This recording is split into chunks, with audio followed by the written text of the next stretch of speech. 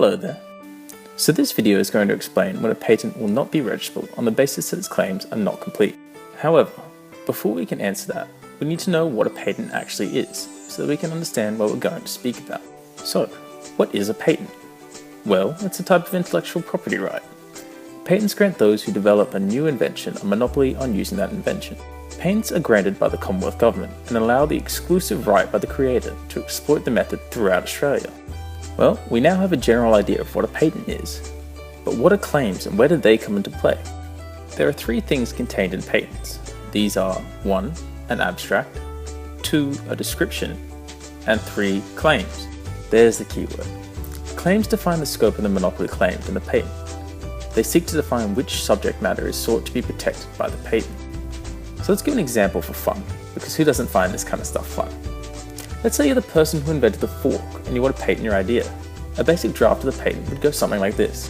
A fork comprising a handle and a 4-pronged tip, where said handle is attached to said 4-pronged tip. Hopefully that makes sense so far, and you understand what a patent is and what claims are. We can now go back to the main question and explain when a patent will not be registrable on the basis that its claims are not complete. Section 40 of the Patents Act 1990 contains a provision related to the patent specification. Patent specification is a document which has two aims. The first, under subsection 1 and 2, is to disclose an invention to the public in a way that will allow the public to use the invention when the patent expires. The second aim is to identify the subject matter that the inventor intends to claim for him or herself. Alright, now it's time to get technical and look at what the Act actually says. Subsection 1 relates to provisional patent specifications, requiring that the specification disclose the invention in a manner which is clear and complete enough for the invention to be performed by a person skilled in the relevant art. The relevant art being the field of technology which the patent relates. Subsection 2 contains the requirements of complete patent specifications. Now here is where we see the effect of incomplete claims on patent registration. Finally, a complete specification must disclose the invention in a manner which is clear and complete enough for the invention to be performed by a person skilled in the relevant art, and disclose the best method known to the applicant of performing the invention. And where it relates to the application for a standard patent, the specification must end with a claim or claims defining the invention.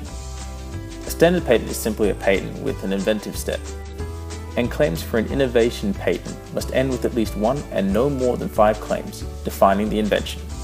An innovation patent is a patent with merely an innovative step, rather than inventive. So from this you can see that the requirements of a complete specification are greater than that of provisional specification. The section continues with subsection 3, requiring that the claim or claims must be clear and succinct, and supported by a matter disclosed in the specification. And finally, subsection 4 requires that the claim or claims must relate to one invention only.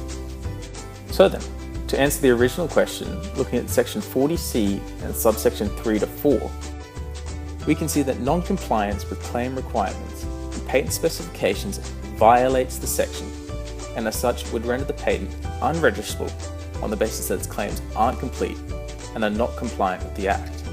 This also includes an absence of claims entirely. So there you have it. The answer to when a patent will not be registrable on the basis that its claims are not complete can be found in section 40 of the Patents Act 1990. Well then, that's my job done, so I'll see you around and have fun with IP law.